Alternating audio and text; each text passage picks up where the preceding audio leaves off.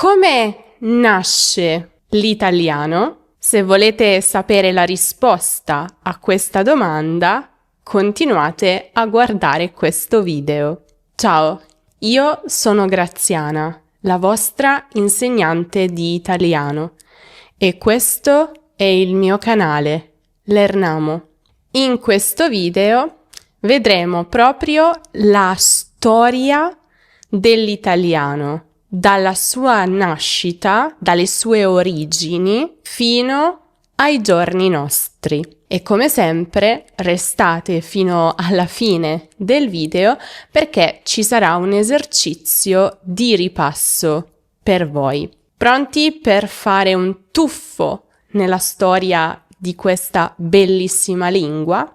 Dunque, la lingua italiana è il risultato di un lungo processo storico e linguistico che si sviluppa nell'arco di molti secoli. Non nasce davvero in un momento preciso, ma prende forma gradualmente a partire dal latino, attraverso trasformazioni profonde legate ai cambiamenti politici, sociali, culturali nella penisola italiana. Ecco perché, per comprendere davvero come è nato l'italiano, bisogna partire proprio dalla storia dell'antica Roma e poi arrivare fino ai giorni nostri. Allora, nell'epoca molto antica, prima della fondazione di Roma,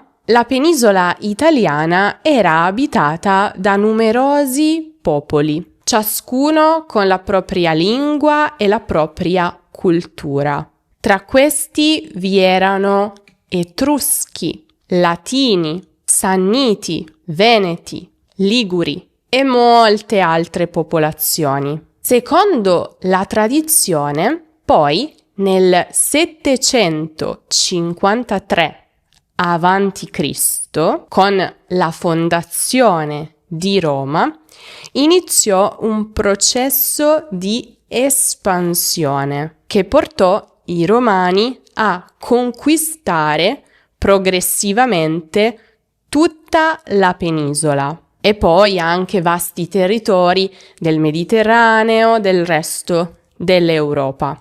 La lingua dei Romani era ovviamente il latino e questa divenne di conseguenza la lingua ufficiale dell'amministrazione, dell'esercito, della scuola, della legge. Tuttavia, in quel periodo, il latino non era ancora una lingua uniforme, perché accanto al latino colto, quello degli scrittori, degli uomini di cultura, esisteva un latino parlato dal popolo, detto latino volgare, non perché dicessero le parolacce, ma perché volgare deriva dal latino volgo, che significa popolo, semplicemente. Chiusa parentesi. Questo latino, utilizzato nella vita quotidiana, era molto più semplice e mutevole, cioè si trasformava e risentiva un po' dell'influenza delle lingue preesistenti dei territori conquistati. Infatti, ovviamente, i popoli conquistati continuarono a influenzare il latino con la propria pronuncia e con le parole della lingua originaria. Chiaro, no? Se qualcuno ti impone una nuova lingua, tu non puoi da subito parlarla fluentemente. Tenderai sempre a pensare nella tua prima lingua e tenderai sempre ad aggiungere degli aspetti della tua prima lingua in quella nuova da imparare. Quindi, proprio Per questo motivo, durante l'età imperiale, il latino già iniziò a presentare queste differenze e dunque queste varietà regionali, perché, come abbiamo detto, ogni area, ogni regione aveva il suo popolo con la sua propria lingua e questo influenzava il latino in quell'area, ma era diverso dal latino in un'altra area, influenzato da un'altra lingua. Dunque potete immaginare come con il passare del tempo il latino parlato subì delle trasformazioni profonde. Tra queste vi furono la caduta delle desinenze finali, la semplificazione del sistema dei casi, l'uso sempre più frequente delle preposizioni e la nascita dell'articolo. Perché pensate un po', nel latino classico non ci sono articoli. E non è finita qua perché anche l'ordine delle parole è cambiato, diventando più stabile, così come anche il sistema delle vocali si è trasformato, dando origine alle 7 vocali tipiche dell'italiano. A, E, I, O, U. Nonostante queste differenze, fino alla caduta dell'impero romano d'Occidente nel 476 d.C., ancora si poteva parlare di una certa unità linguistica. Cosa è successo dopo la fine dell'impero? È arrivato il Medioevo, un periodo un po' buio, caratterizzato da instabilità politica, invasione barbarica, frammentazione territoriale. E quindi durante questo periodo la penisola italiana fu attraversata e dominata da vari popoli germanici, come Ostrogoti, Longobardi, oltre che dai bizantini e in seguito dagli arabi, dai normanni. Attenzione, questi popoli non imposero la loro lingua, ma adottarono il latino volgare locale, arricchendolo però con parole di origine germanica o araba, molte delle quali sono ancora oggi presenti nell'italiano. Esempi di parole di origine araba in italiano: algebra, magazzino, carciofo, zafferano.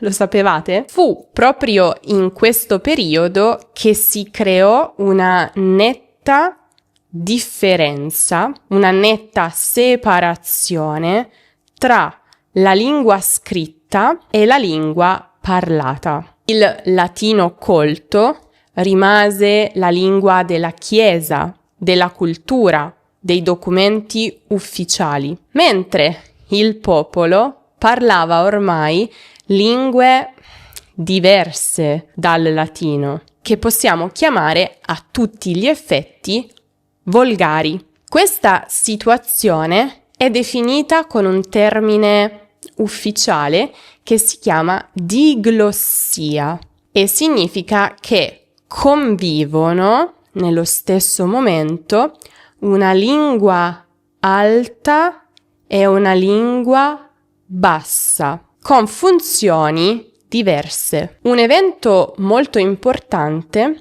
a questo proposito fu il Concilio di Tours nell'813 d.C., durante il quale la Chiesa riconobbe che i fedeli non comprendevano più il latino e, attenzione, stabilì che le prediche dovessero essere tenute in una lingua comprensibile al popolo. Il primo documento che testimonia in modo chiaro la distinzione tra latino e volgare è chiamato il Placito Capuano, risalente al 960, il più antico tra i 4 placiti cassinesi.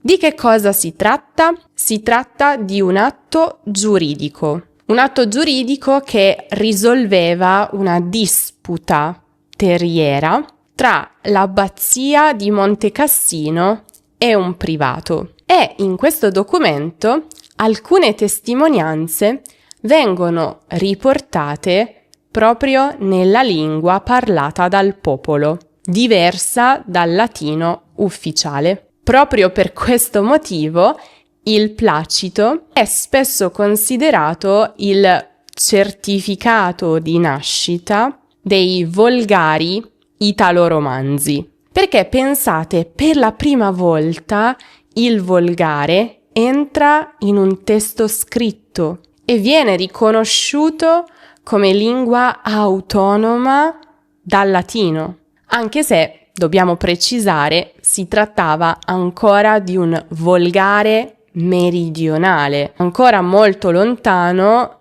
dall'attuale italiano. Ma cosa è successo dopo? Dopo l'anno 1000, i volgari della penisola iniziarono a svilupparsi sempre di più, dando origine a numerosi dialetti. Perché non dobbiamo dimenticare una cosa importante. L'Italia era politicamente divisa in comuni, ducati e regni e di conseguenza non esisteva una lingua unica. Tuttavia, a partire dal XIII secolo, molti volgari cominciarono a essere utilizzati in letteratura. Tra questi, probabilmente lo avete già intuito, ci fu un volgare in particolare che iniziò a diventare sempre più importante e iniziò ad acquisire un ruolo centrale, e sto parlando del volgare toscano, grazie a 3 grandi autori, considerati le 3 corone: Dante Alighieri, Francesco Petrarca e Giovanni Boccaccio. Proprio Dante, con la sua Divina Commedia, dimostrò che il volgare poteva essere utilizzato anche in opere di altissimo livello culturale. Ma il suo contributo non si limitò solo a questo.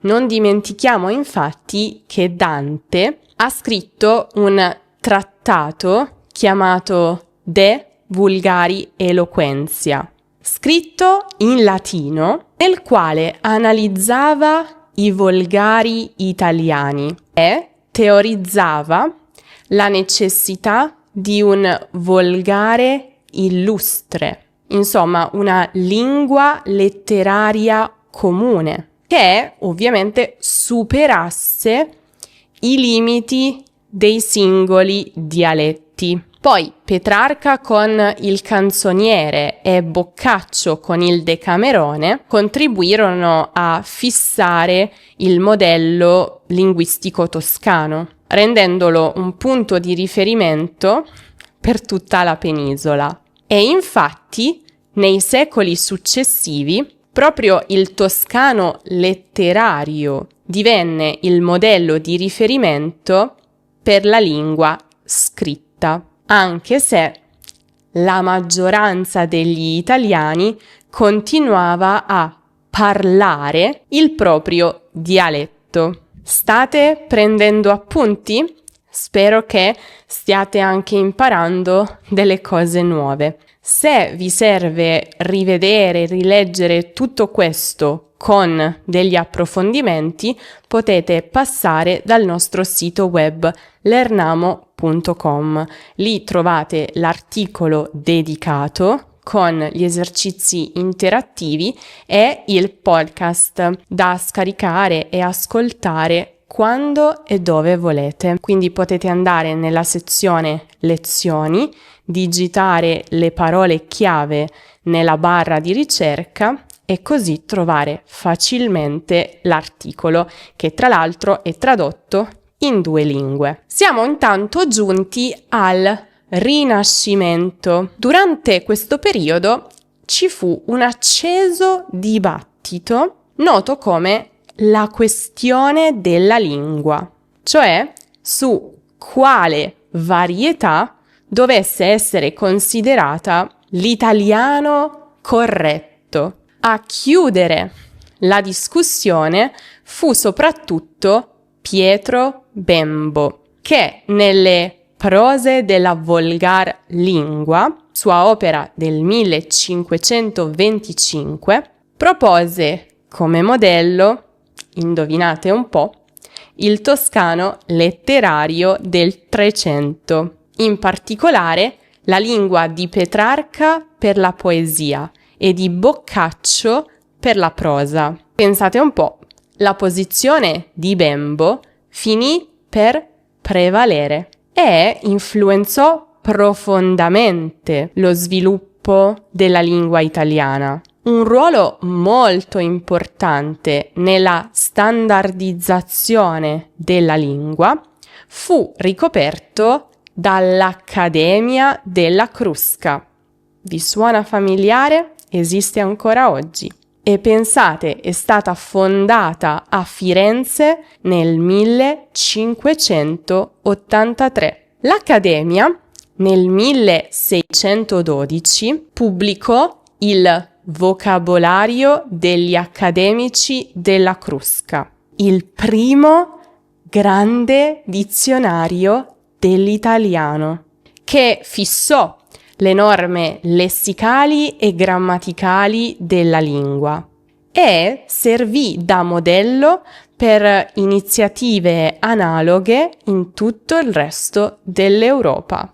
Poi, un passaggio fondamentale verso l'italiano moderno fu il lavoro di Alessandro Manzoni. Alessandro Manzoni è stato l'autore de I Promessi Sposi, ma non era soddisfatto con la sua lingua nella versione originale e quindi fece quello che ha preso il nome di risciacquatura nell'Arno. Praticamente non ha fatto altro che effettuare una revisione della lingua della sua opera e così, quindi dopo aver risistemato la lingua in base a quello che pensava fosse meglio, è arrivato alla versione definitiva, quella del 1840. E, indovinate un po',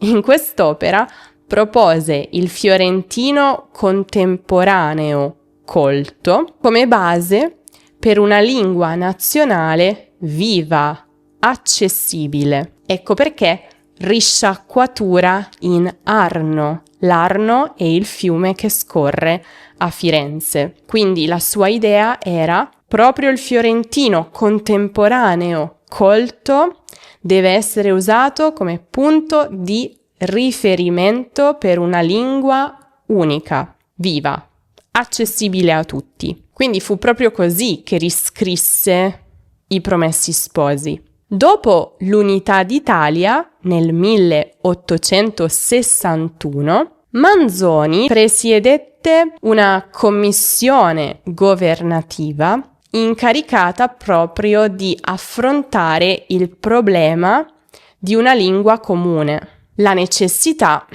era urgente, come potete immaginare. Pensate un po'. Al momento dell'unificazione, quindi 1861, si stima che solo una percentuale compresa tra il 2 e il 10% della popolazione parlasse effettivamente italiano. Un numero bassissimo. Il resto della popolazione della penisola italiana si esprimeva utilizzando solo il proprio dialetto locale. Con il tempo, la scuola obbligatoria, la stampa, il servizio militare e nel Novecento la radio, la televisione contribuirono in modo decisivo alla diffusione dell'italiano standard, trasformandolo così da lingua prevalentemente letteraria a lingua d'uso quotidiano per milioni di persone. Nel corso del tempo, l'italiano ha continuato a evolversi, arricchendosi di nuovi termini, soprattutto da altre lingue, e adattandosi ai cambiamenti della società, dalla rivoluzione industriale fino all'era digitale. E, spoiler, l'italiano continua a evolversi. Come tutte le lingue, non si fermano mai. E per questo ho realizzato un video sulle parole più moderne della lingua italiana, quelle che sono state recentemente inserite nel dizionario. È molto interessante e potete trovarlo come sempre qui in alto nella card o giù in descrizione. Questa è un po' la storia della nascita dell'italiano. Non andate via perché c'è un esercizio di ripasso per voi, come sempre. Ma prima volevo parlarvi del nostro nuovo libro, Il Principe Marco e le parole del mondo. Lo abbiamo pubblicato poco tempo fa e ne siamo molto orgogliosi perché si tratta di una storia, la storia del principe Marco che non ama studiare le lingue straniere perché pensa che siano inutili e pensa che una lingua sia sufficiente per tutto il mondo. Allora il suo maestro lo obbliga a fare un viaggio in giro per il mondo e a incontrare nuove lingue, nuove culture. Cosa succederà a Marco? Non ve lo dico. Quello che vi dico è che si tratta di una storia a difficoltà crescente, pensata proprio per chi sta imparando l'italiano. Il primo capitolo è scritto con strutture e vocabolario di livello A1, quindi molto semplice. Poi via via che si va avanti fino all'ultimo capitolo, la lingua diventa più complessa, le strutture diventano più complicate e anche il vocabolario. Ogni capitolo presenta la storia con l'avventura del principe Marco e gli altri personaggi. Poi ci sono delle domande di comprensione per verificare se avete capito tutto e dopo ogni capitolo c'è anche un approfondimento grammaticale. Ogni capitolo si concentra su alcuni argomenti di grammatica che vengono poi spiegati in seguito. Tutto questo vuole essere appunto un manuale per ogni studente di italiano. Fatemi sapere nei commenti se lo avete già letto e cosa ne pensate. Se invece volete acquistarne una copia potete farlo visitando questo link. Detto questo, è il momento dell'esercizio. Ho preparato per voi delle domande, vero o falso. Prima domanda. Il latino volgare era la lingua utilizzata dagli scrittori e dagli uomini di cultura romani. Vero o falso? Il concilio di Tours dell'813 stabilì che le prediche dovessero essere tenute in una lingua comprensibile al popolo, poiché i fedeli non comprendevano più il latino. Vero o falso? Il Placito Capuano del 960 è scritto in volgare toscano. Vero o falso? I popoli germanici che invasero la penisola italiana durante il Medioevo imposero la propria lingua alle popolazioni locali. Vero o falso? Dante Alighieri, nel trattato De Vulgari Eloquentia, teorizzò la necessità di un volgare illustre, cioè una lingua letteraria comune. Vero o falso? Pietro Bembo, nelle prose della Volgar Lingua, 1525, propose come modello linguistico il fiorentino parlato del suo tempo. Vero o falso? Al momento dell'Unità d'Italia, 1861, la grande maggioranza della popolazione italiana parlava già correntemente l'italiano. Vero o falso? Tra pochissimo vediamo le soluzioni. Prima vi ricordo che se ancora non lo avete fatto, dovete assolutamente iscrivervi alla nostra newsletter, perché riceverete una notifica ogni volta che pubblico un nuovo video, ma riceverete anche degli approfondimenti sulla lingua, la cultura italiana, qualcosa che mi dedico un po' a scrivere per voi ogni settimana, e in più, selezionando al momento dell'iscrizione il vostro livello di italiano, riceverete anche ogni settimana un episodio di una storia proporzionata al vostro livello, con le avventure dei personaggi, il ripasso grammaticale e anche delle curiosità, degli approfondimenti. Tutto gratis. Detto questo, soluzioni al nostro esercizio. Vediamo quanto avete appreso. Il latino volgare era la lingua utilizzata dagli scrittori e dagli uomini di cultura romani. Vero? Falso? È falso.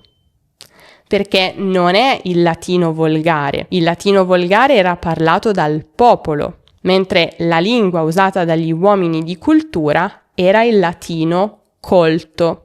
Poi, il Concilio di Tours dell'813 stabilì che le prediche dovessero essere tenute in una lingua comprensibile al popolo, poiché i fedeli non comprendevano più il latino. Questo è vero. Il Placito Capuano del 960 è scritto in volgare toscano.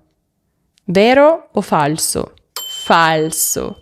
È scritto in volgare meridionale e non toscano. I popoli germanici che invasero la penisola italiana durante il Medioevo imposero la propria lingua alle popolazioni locali. Vero o falso? Falso, perché loro non imposero la loro lingua. Adottarono il latino volgare locale e ci aggiunsero solo delle parole di origine germanica. Dante Alighieri, nel trattato De Vulgari Eloquentia, teorizzò la necessità di un volgare illustre, cioè una lingua letteraria comune. Vero o falso? Questo è vero. È proprio quello che lui ha fatto. Pietro Bembo, nelle prose della Volgar Lingua, 1525, propose come modello linguistico il fiorentino parlato del suo tempo. Vero o falso? Falso. Perché? Perché è vero che propose il fiorentino, ma era il fiorentino del 300, quello di Petrarca, quello di Boccaccio, e non quello del suo tempo. Al momento dell'Unità d'Italia, 1861, la grande maggioranza della popolazione italiana parlava già correntemente l'italiano.